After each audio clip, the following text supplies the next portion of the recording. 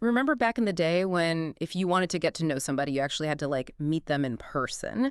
Well, on today's deep dive, we're tackling how Facebook took that very human need for connection and turned it into a digital empire. Ah, We're going to unpack their journey, how they went from a Harvard dorm room to this global phenomenon, all to uncover some strategies that really any of us can use, no matter what we're building. it's truly a fascinating case study, because it wasn't just about stumbling onto a cool idea.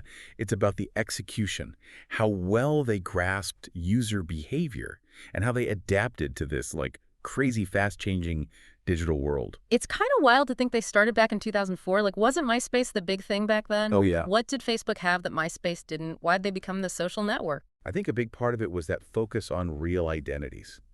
Back then, online anonymity was the norm, and Facebook brought back this idea that you knew who you were connecting with. And that just built a sense of trust, this authenticity that really resonated with users, especially in those early stages. That's such a good point. They zeroed in on something people really wanted. But it wasn't just trust. There was this article, and it talked about how obsessed Zuckerberg and the team were with user experience. They apparently used to have printouts of the site plastered all over the office walls, constantly tweaking things based on how people actually used it. Oh, absolutely. They were laser focused on making the platform intuitive and engaging, always A/B testing different features, different layouts, getting that user feedback, and then actually using it to make changes. They just understood that a frustrating user experience, it's a one-way ticket to losing users, especially back then when they had these big players to compete with. So it's that whole user experience is king, but they actually walked the walk, huh? Yeah, And what's interesting is this wasn't some big budget research project. It was literally just paying attention to how people used the site. exactly. Yeah. And it's such a good lesson for anyone starting out. You don't need a ton of money to make user experience a priority. Hmm. Start by understanding your target audience, actually get feedback, make small improvements, but base them on real user behavior. Makes you realize how much those early design choices matter, especially with how Facebook grew next. The network effect. What's fascinating is it wasn't some marketing ploy, it just kind of happened naturally because of how they designed things. It's the beauty of a network effect when it's done right. Yeah. Each new person isn't just an addition. They make the platform exponentially more valuable for everyone.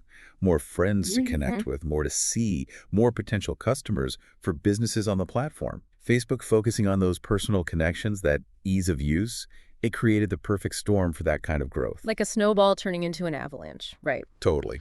But here's what gets me. They didn't just kick back and let the network effect do all the work. They were constantly innovating, adding new features, tweaking that algorithm. I mean, remember when it was just status Oh, updates? I know. Crazy. Facebook, they always knew better than to rest on their laurels. They got that. In the tech world, if you're not innovating, you're becoming irrelevant fast. Hmm. Introducing the news feed, that was huge, and then buying Instagram and WhatsApp. Smart moves. Those acquisitions were strategic genius. Mhm. They saw the potential, and instead of trying to squash the competition, they brought them into the fold.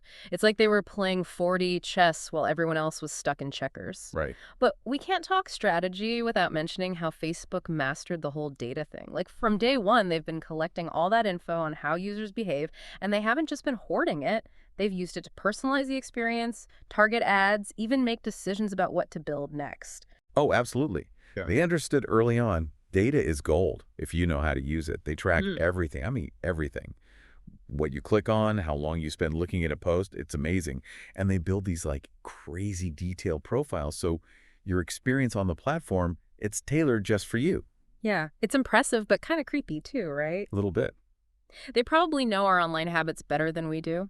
But I think the lesson here isn't to be creepy. It's to figure out how to use data ethically to make your product or service better. Exactly, because data privacy is huge. Hmm. But if you use it the right way, it's this powerful tool to figure out your audience. Mhm. You can tailor what you're offering, and that leads to growth. Makes you think, what data could you be using to serve your own customers better? Right. It's a good question to ask. Yeah. But even with all the data in the world, nobody's perfect, right? And Facebook, they've definitely tripped up a few times, especially when it comes to balancing profit with the whole user experience and their impact on, well, society. True. Look at targeted advertising. It's been a cash cow for them, but it's also brought up all these questions about data privacy, misinformation spreading like wildfire, even the possibility of manipulation. It's a slippery slope.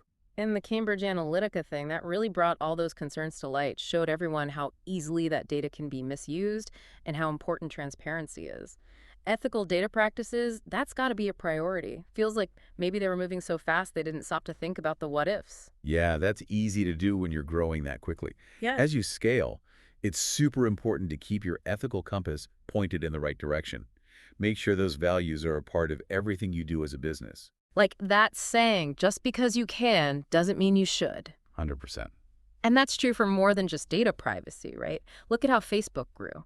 Internal conflicts, struggling to hold on to their culture as they expanded, even getting hit with accusations of, like, trying to shut down competition. All important reminders that growth isn't always straightforward. There are going to be bumps in the road. Scaling successfully, you need a plan, you got to be able to adapt, and be willing to learn from your mistakes. Facebook's had their share of criticism, no doubt, but they've also shown they can adapt, change their business model when they need to. They respond to challenges. It's a constant balancing act, trying to stay true to your vision while keeping up with the market, which changes every 5 minutes, it seems like. Tell me about it. But that's the name of the game, right? That's being an entrepreneur. Yeah. Messy, unpredictable, and sometimes you just got to learn the hard way. So for anyone listening who's dreaming of building something big, what are some concrete takeaways from all this? What can they learn from Facebook? One thing that stands out is how much they obsess over their users. Say what you want about Facebook, but they get what makes people tick, what keeps them coming back, and they're constantly adapting to meet those needs. It's like they're always asking, what do our users want? What can we solve for them? And that plays right into building for scale too, right? They didn't just cross their fingers and hope for the best as they blew up. They built the platform, their whole business model, with growth in mind. Yeah, 100%. And that's so crucial for anyone building a business. Can your model actually handle growth? Have you thought about efficiency, making it scalable?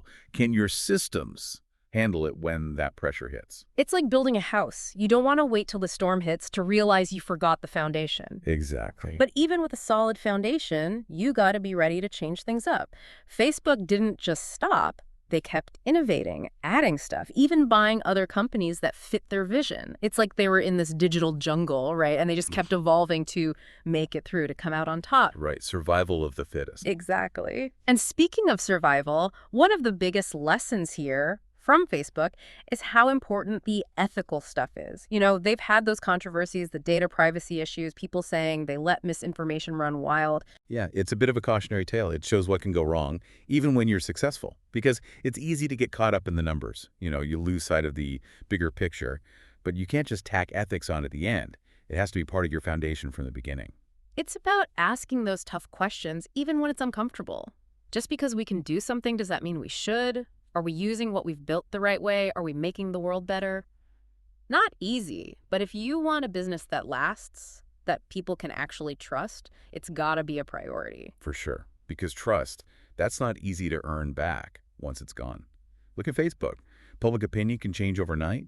So being transparent, owning your mistakes, listening to your users, to the community, that's so important. It's about building something you're proud of, even when things get tough, even when the critics come out. So we've covered a lot about Facebook, their whole journey. As we wrap up this deep dive, what's the one thing you really hope people listening will take away from this? Facebook's story, it's messy. There are good parts and bad parts, contradictions, but there's a lot to learn from it. It really shows how powerful innovation can be, why putting the user first matters, and why you always need ethical leadership, especially in a world that's changing so fast. It reminds us that success isn't the finish line, it's a journey. And there are going to be detours, wrong turns, you're going to hit some roadblocks, but the important thing is to keep learning, keep adapting, and never stop asking yourself, how can we do better? Couldn't have said it better myself. And who knows, maybe the next Facebook is out there right now. Maybe it just needs the right person with the right idea, the drive, and that ethical compass to make it a reality. Oh, that's a great point to end on. To everyone listening, keep dreaming big, keep innovating, and keep diving deep with us. Until next time, remember, your story's just getting started.